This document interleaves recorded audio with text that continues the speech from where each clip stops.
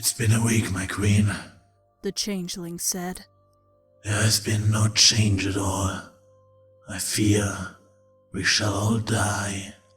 Chrysalis groaned as she pushed herself up into a sitting position. The damage from Canterlot's battle had been extensive just from the spell alone, but her uncontrolled descent and subsequent crashing into the sheer side of the mountains outside the Everfree had almost killed her then, and it would be the cause of her death now. Her wounds leaked fluorescent blood with less frequency than before, but it was not because they were healing. She was simply running out of blood. How long? She asked her medical chief. 2 days at most, my queen. He said, sighing. I cannot complain. It was a good life. I just regret that, with us, changelings will disappear completely from the world. And so my kingdom ends, beaten by something as inane and stupid as a last-minute shield. Chrysalis mused, slowly raising her head to look at the soft surfaces of the hive around her. And now I shall take you all in death, despite my attempt to make us stronger. What you attempted, my queen, was a gambit to save our race in one fell swoop. It was as foolish as it was necessary, the chief said, sitting down. An act, he mused, that would have had him executed by the guard's zealousness not a month ago. They were gone now, the first to sacrifice their life essence for their queen. Now, all we have is what little time is left before the end. He had looked up at the queen, who had closed her eyes. My queen, we all love you. I'm sorry we couldn't save you. Queen Chrysalis snorted, then sighed, the weight of loss heavy around her shoulders. But then, she gritted her teeth. Our race will not die out. She locked eyes with him. I can only do one thing to save us. It might not be enough, but I will not fail, even if it kills me. My queen? The medic shot up to his feet, bowing before her. Tell me, what must be done? Fetch 2 scouts! She ordered. I will relay their orders to them as soon as I get there.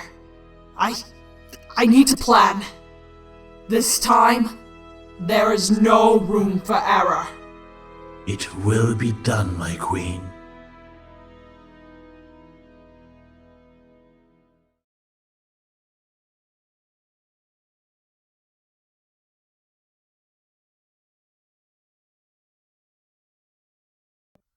Twilight Sparkle hummed to herself as she arranged the books back into place.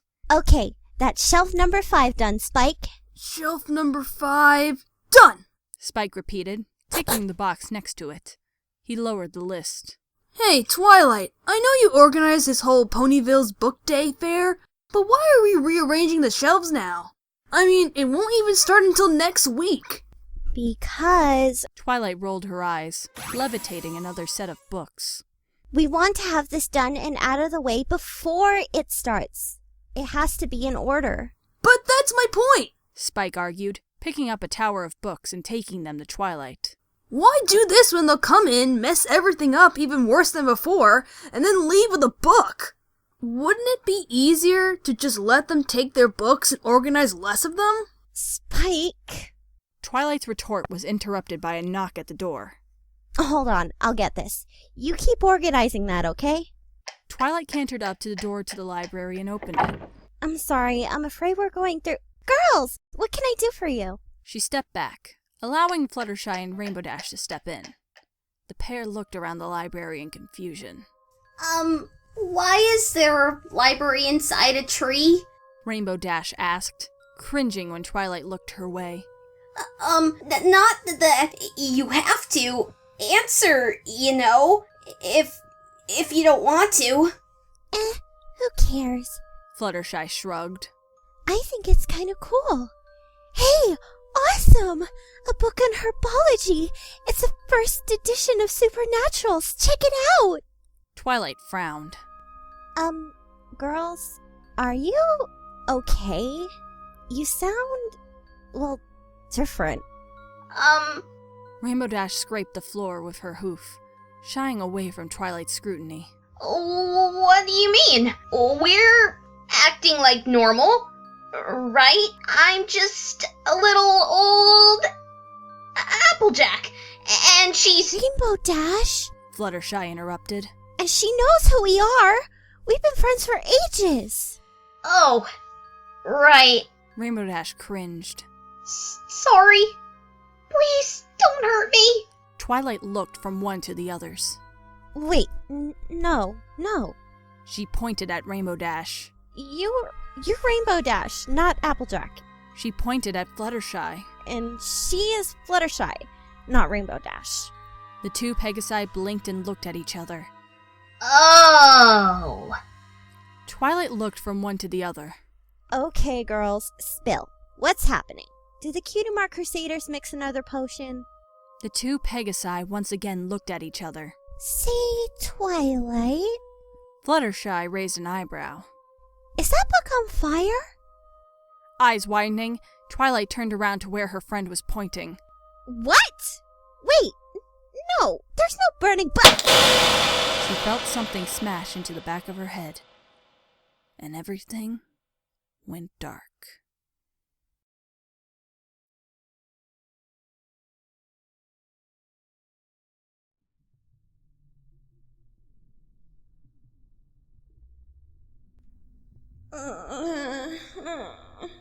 Twilight groaned and slowly pushed herself up into a sitting position. She raised her hoof up to her head and touched the sore spot on the back. What happened? She opened her eyes and looked around. She was not in her library. The walls of this room were dark and seemed almost organic, like flesh. A soft green glow emanated from some crevices, illuminating the whole room in a soft light. Where am I? You are in my chambers, Twilight Sparkle.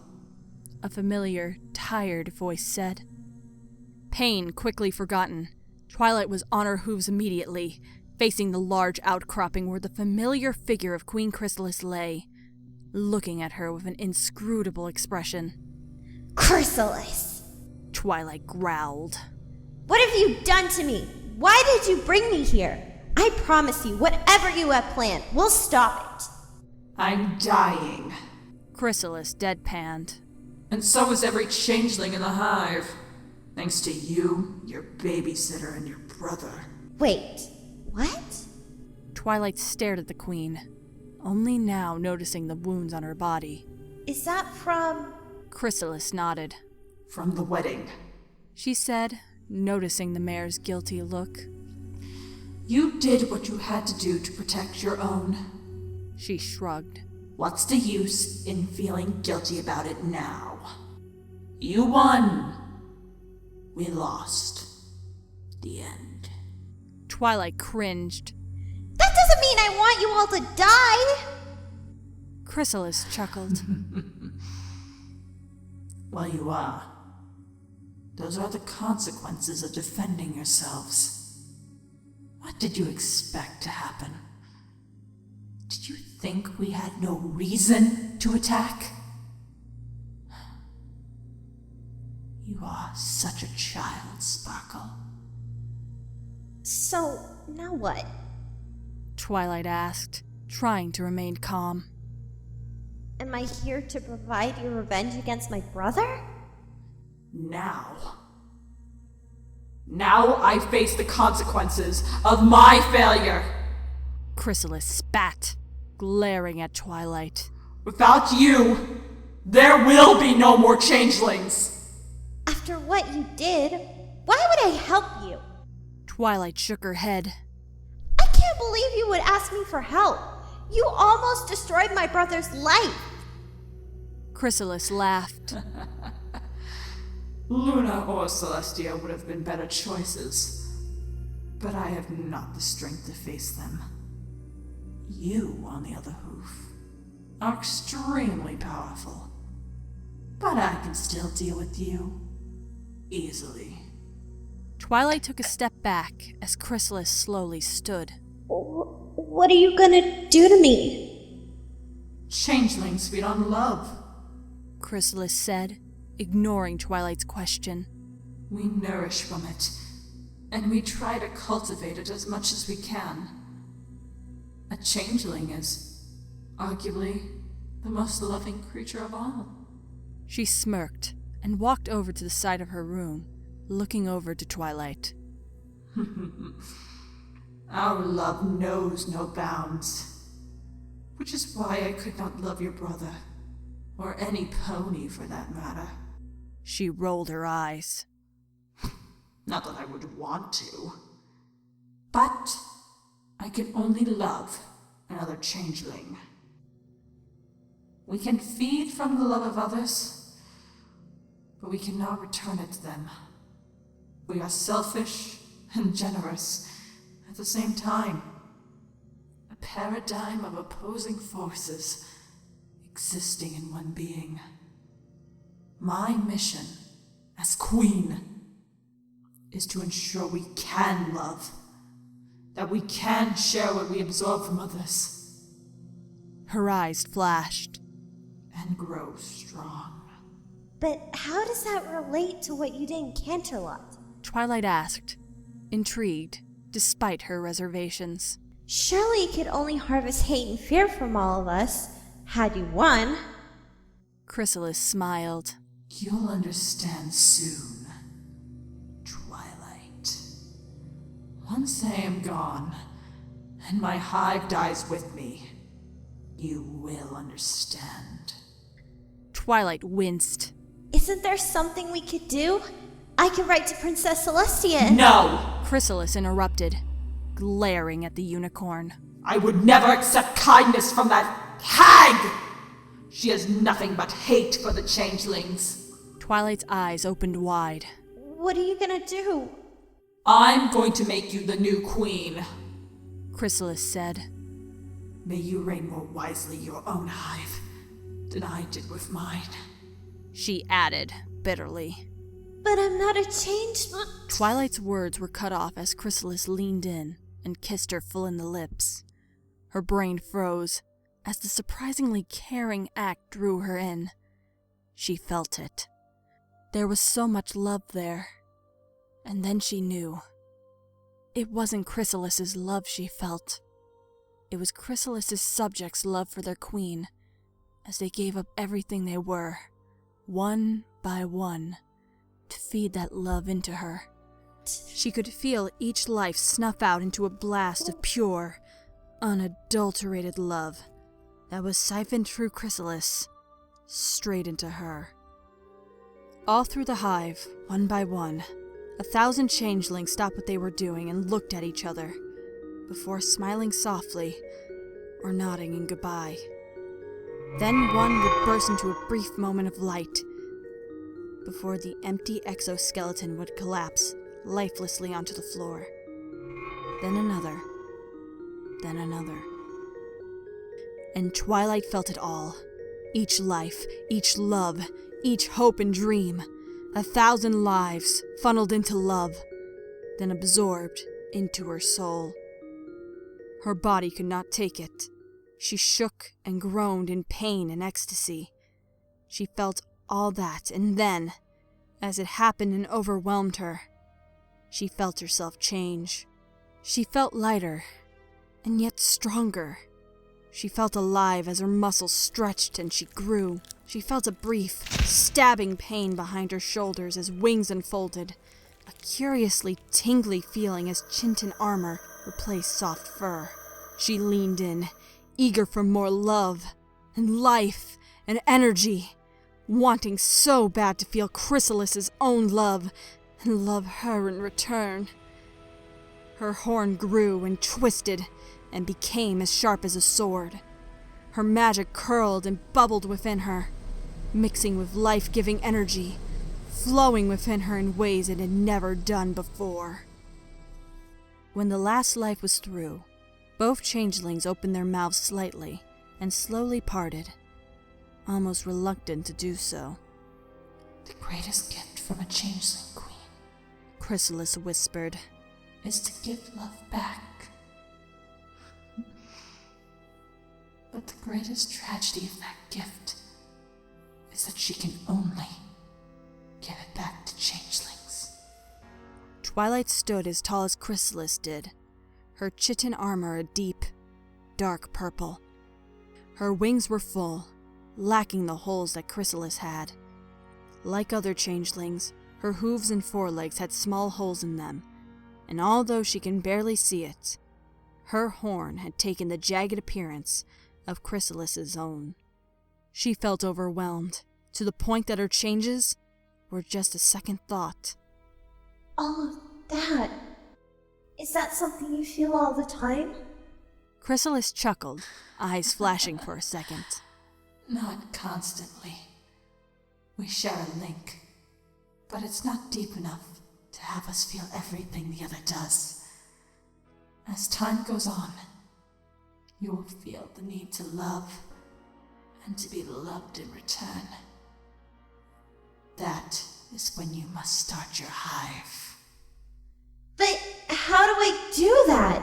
Twilight asked, shaking her head. Am I supposed to lay eggs? Her eyes widened. What about my friends and family? What will they think of me now? As the afterglow from the lives funneled into her slowly diminished, Twilight started to panic. I'm a pony, not a changeling. Chrysalis, change me back, please! Chrysalis laughed. You are not a pony anymore, Twilight Sparkle. You are a queen, and you will perform your duties. She leaned in, staring at Twilight in the eye. They are part of your nature now. Twilight took a couple of steps back, shaking her head in denial. What had seemed beautiful and exciting but a moment ago now seemed like a nightmare. She could feel fangs scratching her tongue, hear the clicks of her armored legs, the flutter of her insect-like wings. I don't want to become like you! I don't want to be evil and greedy and lose all I love! Twilight screamed. Chrysalis was silent for a moment. You don't have to lose them. Twilight's eyes locked on hers. What do you mean? As long as you don't let your love for them consume you. Chrysalis gasped, falling to one knee. As the centuries pass, you will want to make your hive bigger. Chrysalis! Twilight hurried over to the other changeling and leaned against her, allowing the older queen to put some weight against her. My time is running out. Chrysalis whispered. Greed is part of being a changeling. Please, rest a little. Twilight shook her head. We can talk about this later. No. Greed can only be fed by love. And the bigger your hive, the more love you will have for your greed. What? Twilight lowered Chrysalis down, laying down next to the dying queen. Greed and love.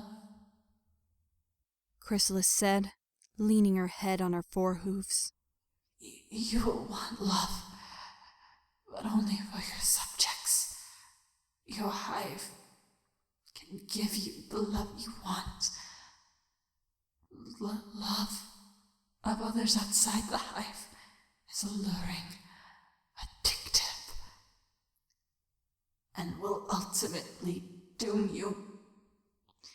Which is why you must create a hive for love, Twilight. For love. Twilight's heart lurched as she realized She was about to see Chrysalis die. Twilight. Don't let me die like this. Chrysalis was barely able to whisper. Twilight was about to ask her what she meant, but she understood. Her heart heavy with what had been done to her, she briefly considered letting the queen expire without being able to give her love to anyone. But the sheer feeling of shock, fear, and hurt at the mere notion told her she couldn't deny this request. She leaned in and pressed her lips gently against Chrysalis's. The love and essence of Chrysalis flowed into Twilight, far richer than that of all the other changelings she had felt earlier. It was an experience she would never be able to repeat. The flare of light coming from Queen Chrysalis's body lit up the whole room for a brief second.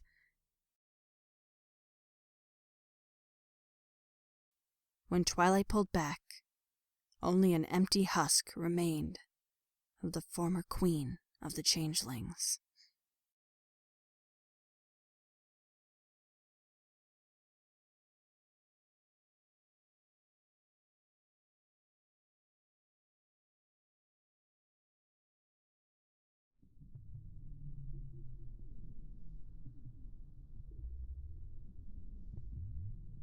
Walking through the empty halls of the hive, Twilight could not help but feel the great loss of life that had happened that day.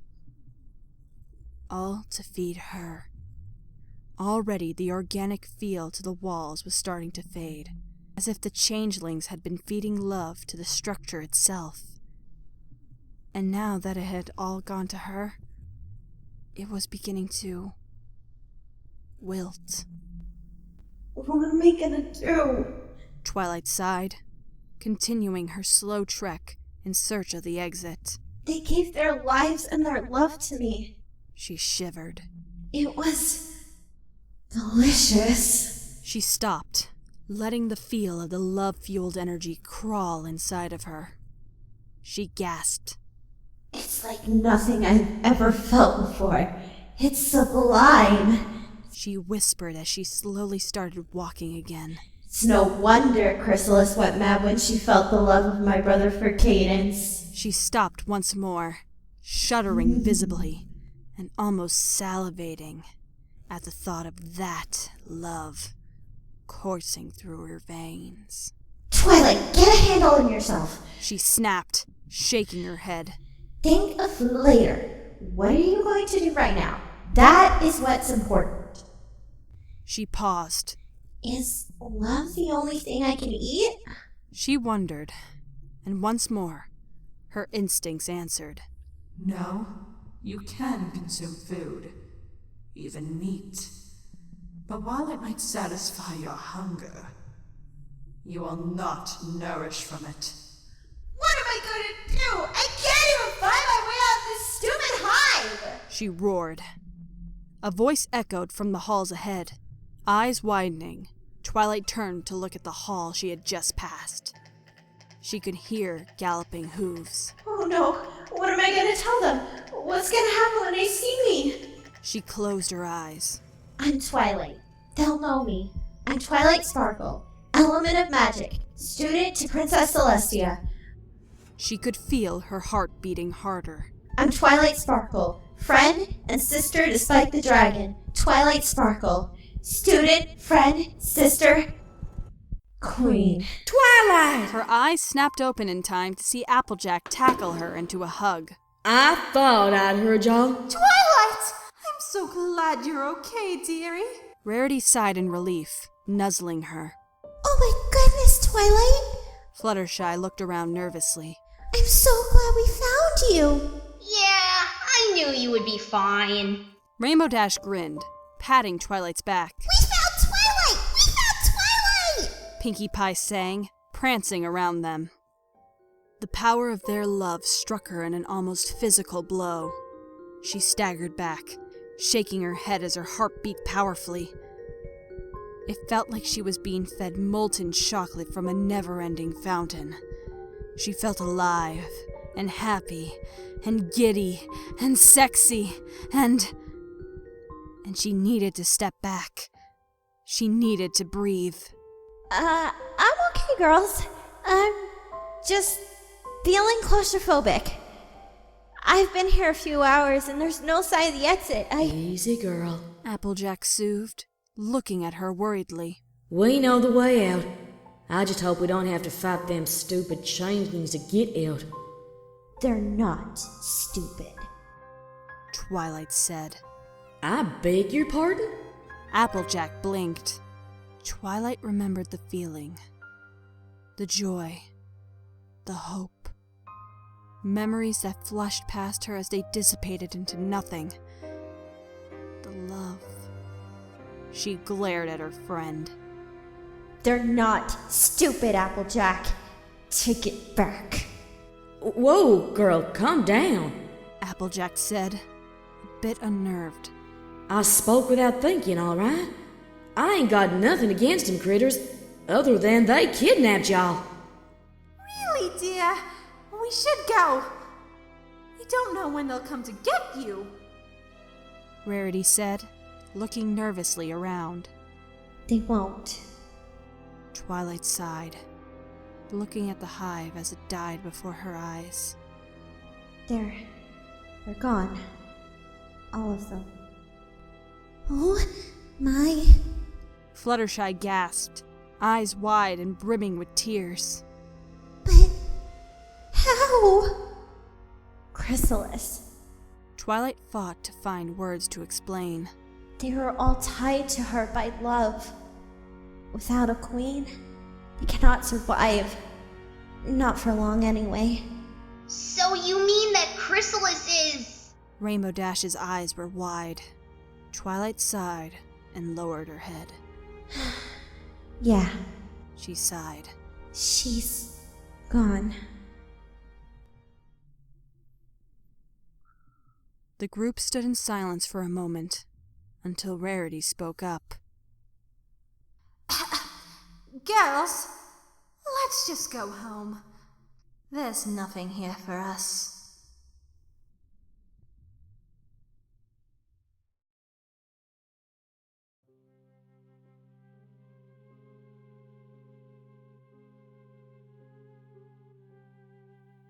The trip to Ponyville was a bit easier. While she was still soaking up a lot of love from her friends, they were really worried about her, and that worry managed to somehow lessen the flow of energy she was receiving.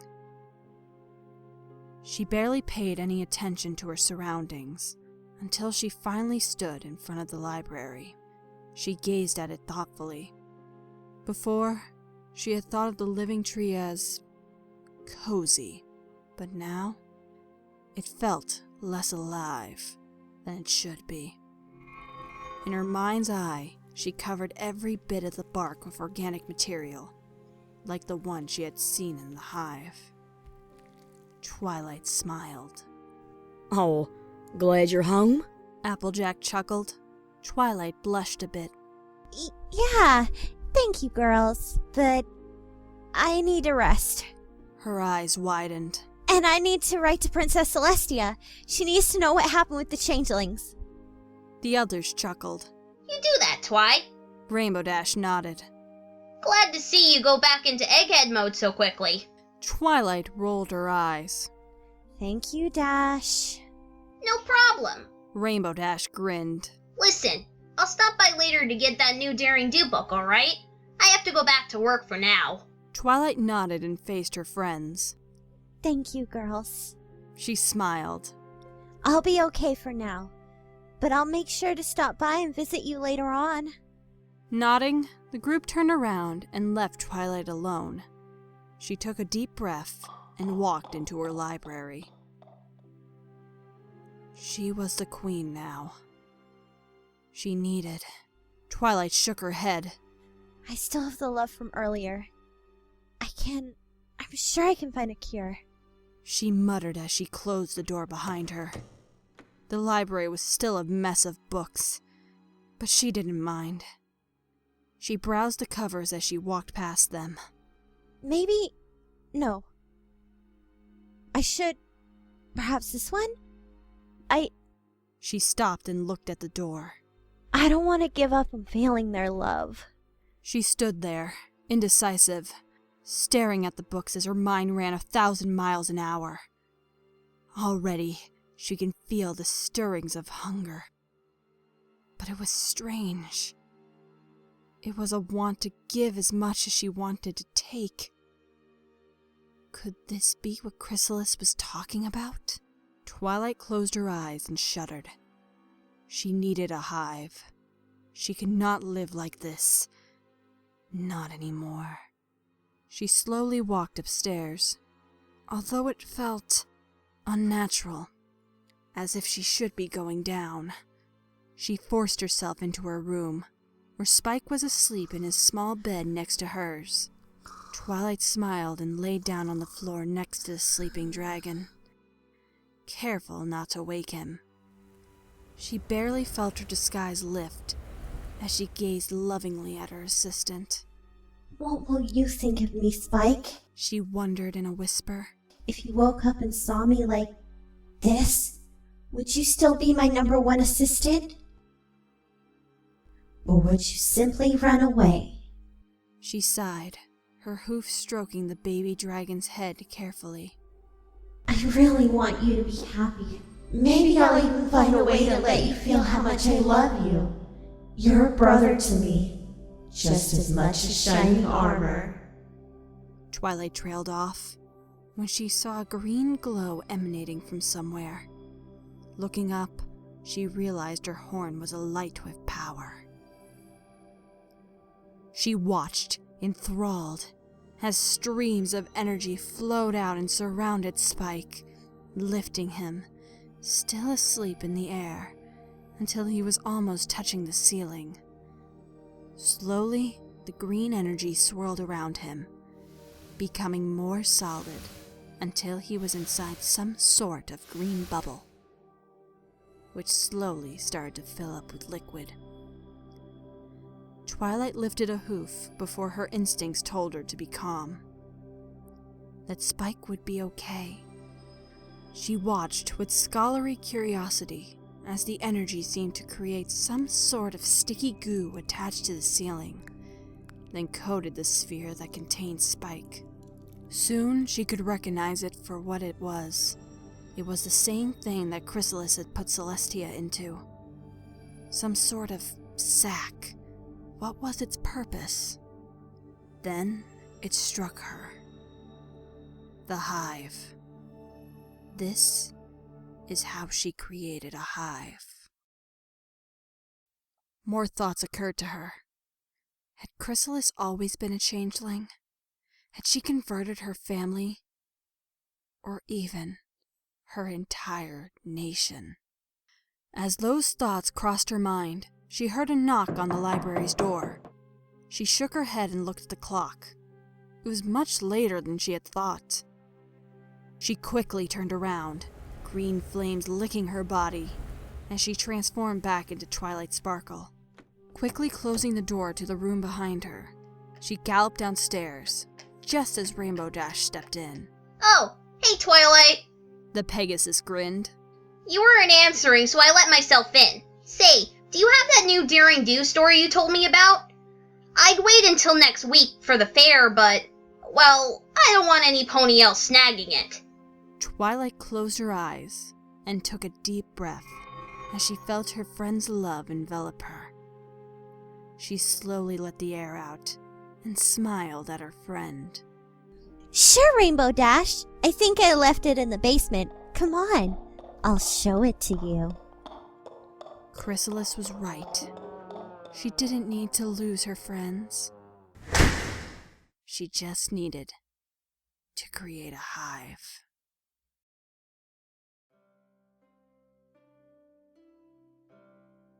Celestia's chariot landed on the outskirts of Ponyville. The princess had to smile. Twilight Sparkle's love for books had clearly affected the whole town. Banners, streamers, several stalls offering anything from daisy sandwiches to Sweet Apple Acres pies. Twilight hadn't spared any effort in this first book fair of hers. Looking around, she quickly spotted her faithful student, and she told several ponies what jobs to perform. Was it her, or was Twilight really settling into her leadership role? Celestia chuckled as she made her way to her student, nodding at the bowing, but busy ponies that stopped to greet her. She stopped to let the Cutie Mark Crusaders scuttle past her, little Sweetie Belle's horn glowing a soft green as she levitated a pillow and chased behind Scootaloo and Apple Bloom. Shaking her head in amusement, she stepped up to her student. And make sure to keep the structure clean of critters. We don't want any... Twilight cut herself off. Princess! Her smile grew as she nuzzled Celestia affectionately. I'm so glad you're here. I'm sorry if I interrupted you, Twilight. Please, finish talking to this fine stallion, Celestia said, smiling at the brown-coated earth pony, who smiled back and bowed. It's okay, Princess, Twilight said, nodding at the pony, who walked away to perform his job. I was just repeating myself. He knows well what his job is. I just want everything to be perfect today. Celestia laughed, noticing how the action seemed to perk up her student. Twilight, this is a very well-organized book fair, and it's amazing the sheer enthusiasm the citizens of Ponyville have taken to it. I think you've done a perfect job of it. A long tablecloth floated past them, encased in a green-blue hue of magic. I'm sorry, dears, but I have to get this to the table, Rarity sang as she pranced past them, pausing to bow low to Princess Celestia. But I would be remiss to not mention how lovely you look today, Princess. Thank you, Rarity, Princess Celestia acknowledged. You look stunning yourself, she added, noting how the designer's mane seemed somehow more lush than before. If that was even possible. Thank you! Rarity beamed as she curtsied once more. Her eyes turned to Twilight. Now if you excuse me, Your Highness, I have a table to attend to. Celestia chuckled. Go right ahead, Rarity, she said, watching the fabric and the unicorn move towards their objective. I think your friends have gotten a lot more comfortable with me around now. Twilight, this is all a pleasant surprise. Twilight laughed, and it seemed to Celestia that all the ponies around them were invigorated by her student's happiness. I think they're getting used to hanging around royalty, Princess. Celestia nodded. Well, I'm glad. It will certainly make Luna's visit much easier. I can't tell you how delighted she was that you invited her to stay in Ponyville for a week or two. She sighed. I must warn you, though, she can be quite the hooful at times. Twilight didn't seem perturbed at all. I have learned, Princess, that with friendship and enough love, I can handle just about anything. Celestia's smile was proud. You are absolutely right, Twilight. Twilight surprised Celestia by nuzzling her again, but she welcomed it, reminded of the early days in her life with her student. I'm glad you approve, Princess. I'll show Luna what friendship and love can do. Celestia nodded, as Twilight guided her to her seat at the head of the table. But for now, how about we eat? I think I got a bit of every food you love right here.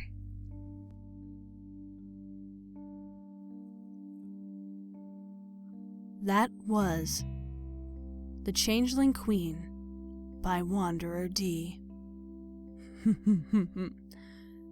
Happy Nightmare Night, every pony.